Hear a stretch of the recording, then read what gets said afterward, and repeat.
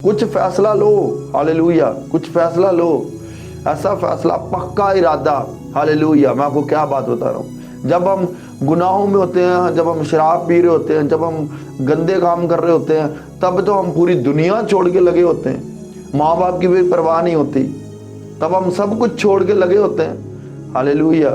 और तब देखो, किसी को अपनी बहन की फिक्र नहीं होती, किसी को माँ की फिक्र नहीं होती, कुछ फिक्र नहीं होती। कोई ज़िनाकारी में जाता है, कोई डिस्को जा रहा है, कोई कहाँ जा रहा है, तब तो लोग सोचते नहीं है मेरे घर का क्या होगा, मेरे बच्चों का क्या होगा, हालेलुया। तब तो लोग सोचते नहीं है। जब यीशु में आ जाते हैं तब लोगों को फिर सोचना शुरू, खुदा तो इदा कहता, खुदा तो उदा कहता, फिर तो खुदा दी गल्लां याद आउण लग पैंदियां। खुदा ऐसे थोड़ी कहता है, खुदा ऐसे थोड़ी कहता है, अपने घर का बंदोबस्त भी करना, ये भी करना।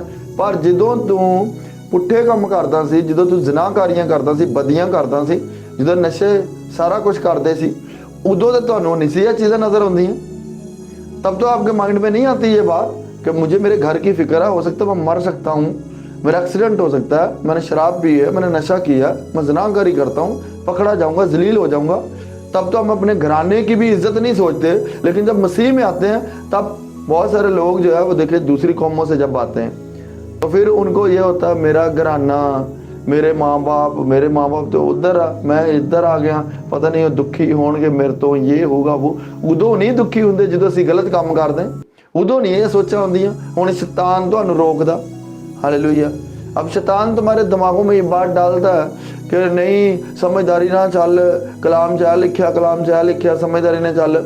उदों तो शैतान नहीं तुहानूं कहंदा समझदारी वरत, तू ज़िना करन जा रहा, बल्कि वो कहंदा नहीं सब कुछ छड्ड दे, तू यही तेरा सब कुछ है, बाकी तेनों गलत कह रहे हैं, बाकी जिन्ने भी तेनों गलत कह रहे हैं, तू जिधर जा रहे हैं तू सही लगा वा।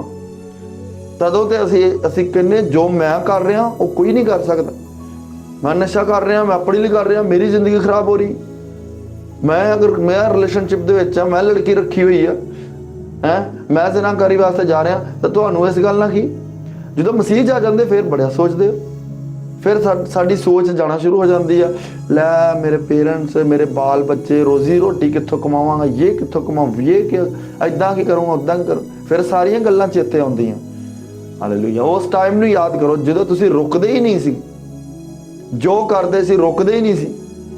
क्या नहीं सी टाइम?